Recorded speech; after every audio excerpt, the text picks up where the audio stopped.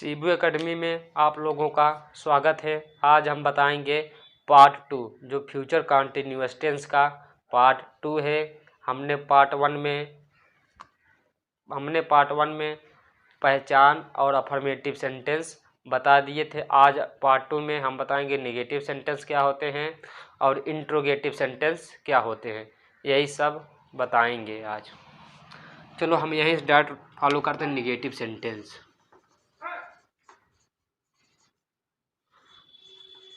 अब इसको हम पहचानेंगे कि नेगेटिव सेंटेंस कैसे पहचानते हैं या कैसे जानते हैं। सिंपल सा रूल है, नेगेटिव सेंटेंस अगर नेगेटिव सेंटेंस में नॉट, नो, नेवर दिख जाए, ज़्यादा नो नॉट नो दिखते, ये नेवर बड़ी किताबों में जब आप बड़े लेवल में तैयारी करते हैं तो वहाँ नेवर दिखता है, लेकिन आप जाने रहे कि नॉट, नो, नेवर अगर आपको दिख जाता है तो वो निगेटिव सेंटेंस होता है। दिख रहा है कि नहीं, अगर नहीं दिख रहा तो हम इसमें लगता है स्याही ख़त्म हो गई है, हम आपको ब्लैक वाले से बताएंगे। निगेटिव सेंटेंस हमेशा पहचानने का नॉट, नो, नेवर, इन्हीं से हम पहचान जाते हैं आपका निगेटिव सेंटेंस है। चाहे वो कोई भी टेंस का हो, अगर नॉट, नो, नेवर दिया रहेगा आपका निगेटिव सेंटेंस होता है। पहचान तो वही रहती है, रहा होगा, रही होंगे, रहे होंगे आदि शब्द आते हैं तो उन्हें हम फ्यूचर कंटीन्यूअस टेंस कहते हैं। सिर्फ फर्क इतना रहता है निगेटिव सेंटेंस में, अगर उसमें नॉट, नो, नेवर दिख जाते हैं तो उन्हें हम निगेटिव सेंटेंस कहते हैं, फ्यूचर कंटीन्यूअस टेंस का निगेटिव सेंटेंस। इसलिए हम सीधा टॉपिक पे आते हैं। ये आपका सिंगुलर है, ये आपका फ्लूरल सेंटेंस है। सिंगुलर में क्या रहता है, पहले सब्जेक्ट रहता है, फिर will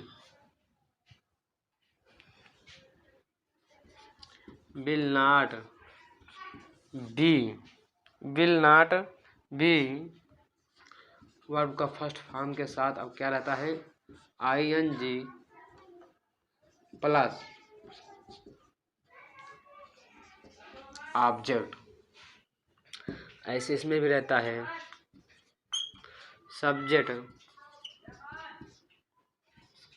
shall not be verb का first form ING object.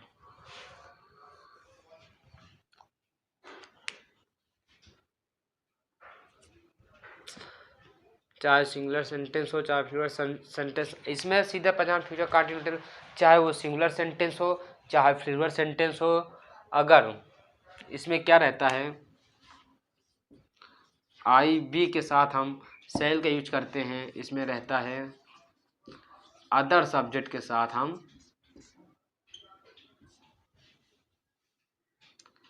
Other subject के साथ हम विल का यूज करते हैं, और IB के साथ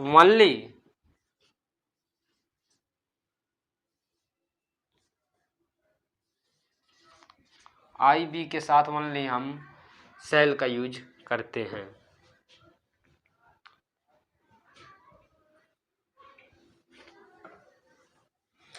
समझ में आ रहा है कि नहीं?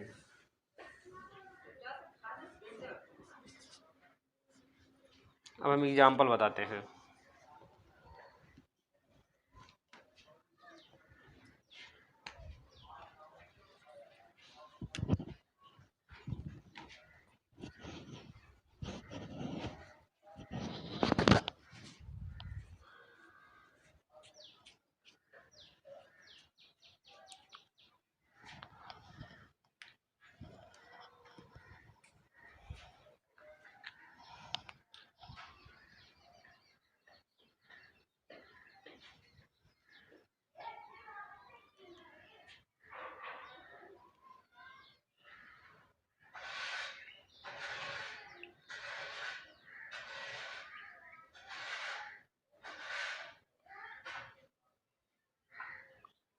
IB के साथ हम शैल का यूज करते हैं, बाकी अदर सब्जेक्ट के साथ हम विल का यूज करते हैं।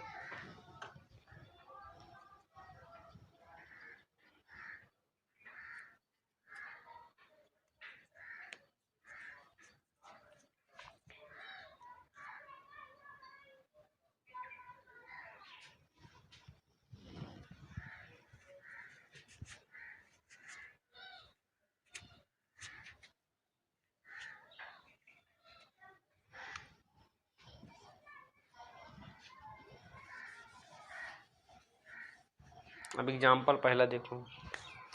पहला एग्जाम्पल आपका है, जैसे वे, यही एग्जाम्पल दिया ना, वे फुटबॉल नहीं खेल रहे होंगे। बस हो गया।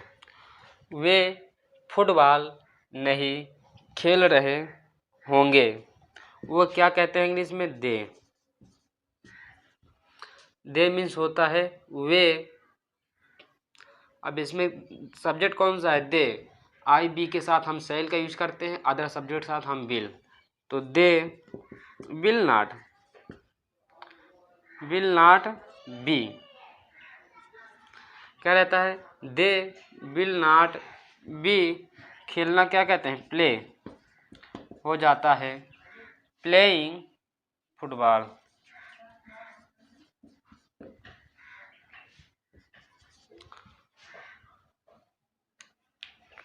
Playing football. वे फुटबॉल नहीं खेल रहे होंगे। समझ में आ नहीं? ये पहले एग्जाम्पल दिया, सिर्फ निगेटिव करने के लिए मैंने नॉट लगा दिया। अगर यहीं से हमने निगेटिव हटा देंगे नॉट, तो क्या हो जाता है? अफर्मेटिव सेंटेंस हो जाएगा। ये अफर्मेटिव, वे फुटबॉल खेल रहे होंगे, ये अफर्मेटिव सेंटेंस हो गया। अगर मैंने यही नहीं लगा दिया तो निगेटिव सेंटेंस हो गया। बस हो गया, इतना ही फर्क रहता है, बस सेम रूल होता है।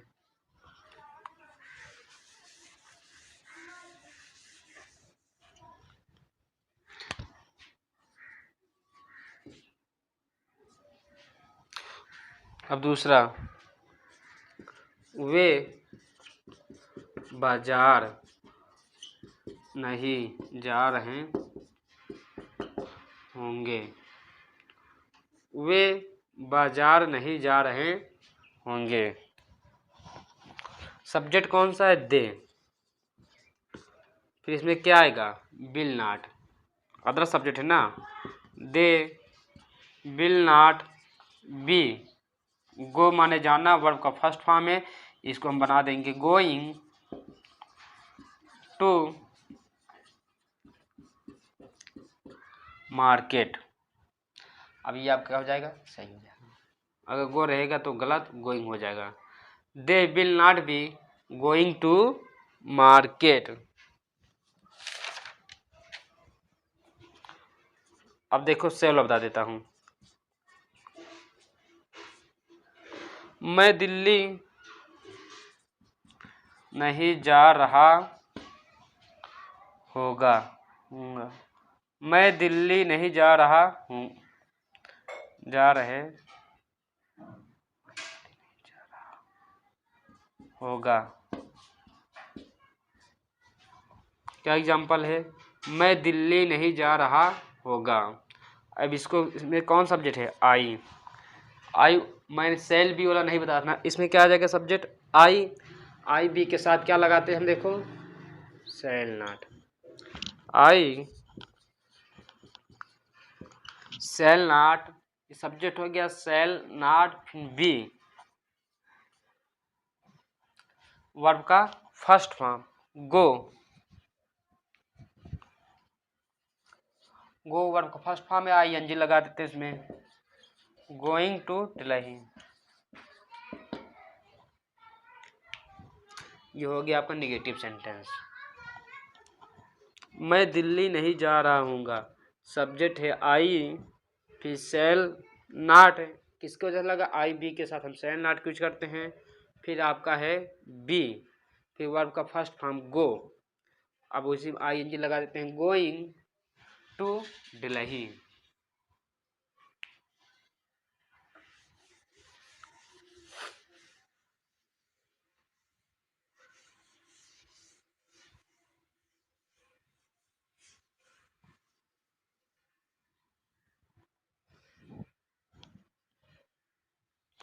अब आपका आ गया इंट्रोगेटिव सेंटेंस।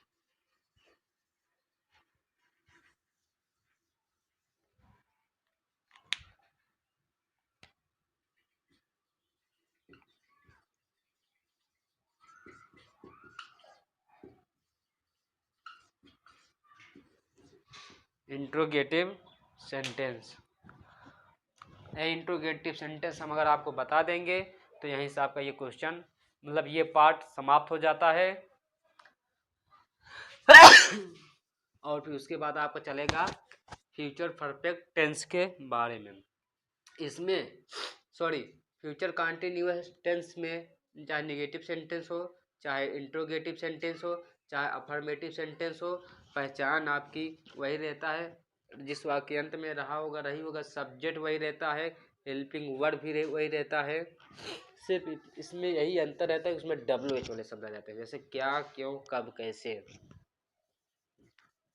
क्या, क्यों, कब, कैसे आदि, मतलब बहुत शब्द हैं। और WH इंग्लिश में WH वर्ड, इन्हीं से हम पहचान लेते हैं कि आपका अफर्मेटिव इन्हीं से हम पहचान लेते हैं आपका ये इंट्रोगेटिव सेंटेंस है। इसको ये बताएंगे कैसे इसको हम हल करते हैं इंट्रोगेटिव सेंटेंस को। क्या, क्यों, कब, कैसे, कहाँ, ऐसे बहुत से शब्द रहते हैं। क्यों, अब WH वाले शब्द से हम पहचान लेते हैं। इंग्लिश में WH मतलब होता है जैसे what, why, how, when, where, ऐसे शब्द रहते हैं, उनसे हम पहचान लेते हैं ये इंट्रोगेटिव सेंटेंस के शब्द हैं।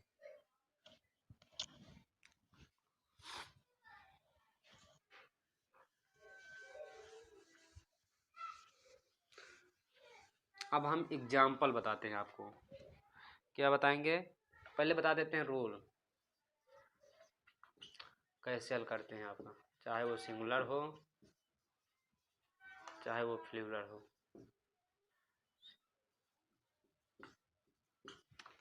सबसे पहले आता है सब्जेक्ट, इसमें नहीं आता है।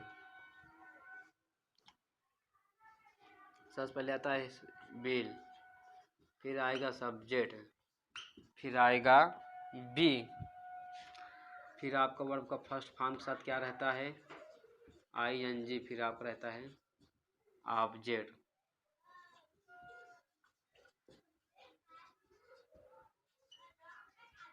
Other subject. इसमें क्या रहता है, सेल,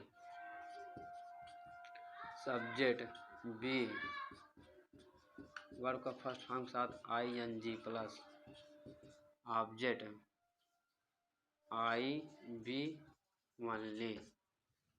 ओनली मतलब होता है मात्र, ओनली IB के साथ हम लगा देते हैं।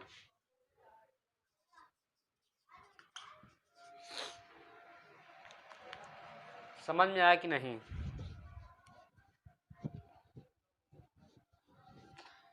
इसमें रहेगा बिल, रहेगा सब्जेक्ट, रहेगा बी, रहेगा वर्ब का फर्स्ट फॉर्म के ING, फिर ऑब्जेक्ट, अदर सब्जेक्ट मतलब जैसे अदर सब्जेक्ट हम ये बता देते हैं क्या आते हैं। जैसे अदर सब्जेक्ट में हो जाते हैं जैसे ही, see, it, name, they, you, ETC।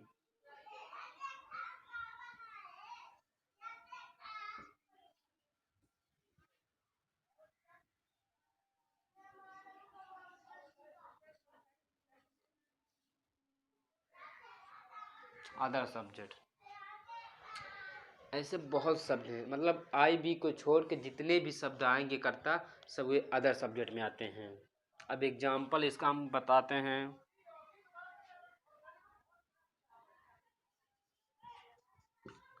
क्या,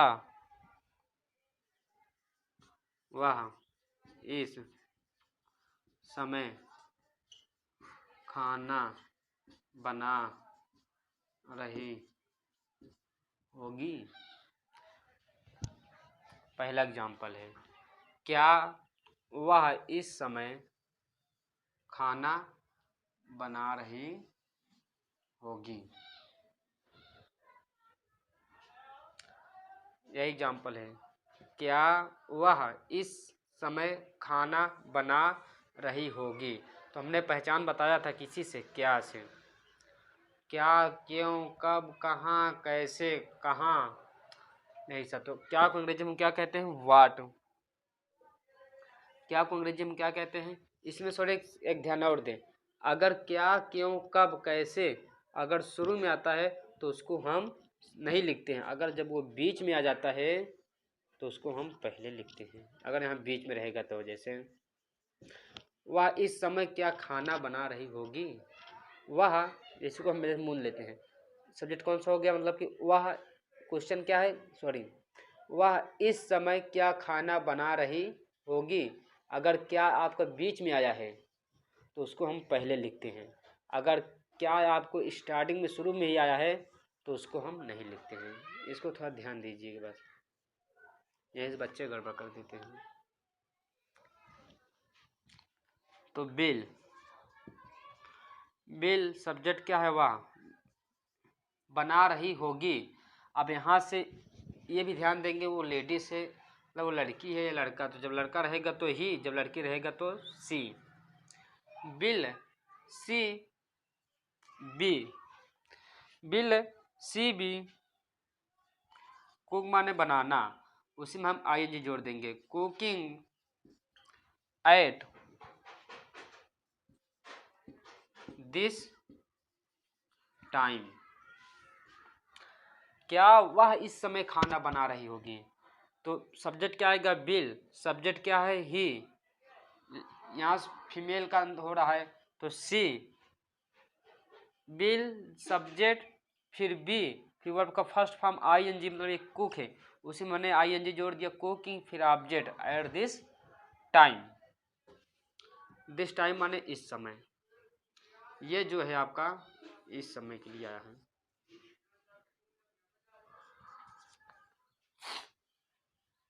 अब दूसरा एग्जांपल देखो,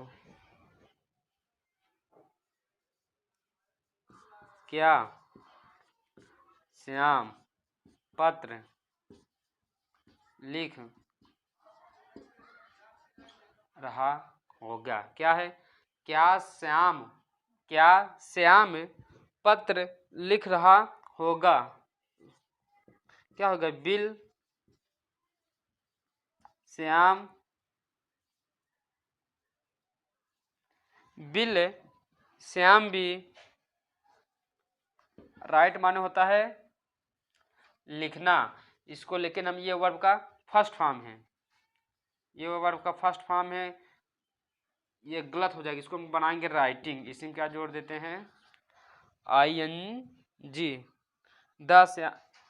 बिल श्याम बी राइटिंग, क्या लिख रहा है, पत्र, अ लेटर, एक पत्र लिख रहा है। Will Shyam be writing a letter, क्या श्याम पत्र लिख रहा है। आप इसको लिख भी सकते हैं और इसी का आप स्क्रीनशॉट भी ले सकते हैं।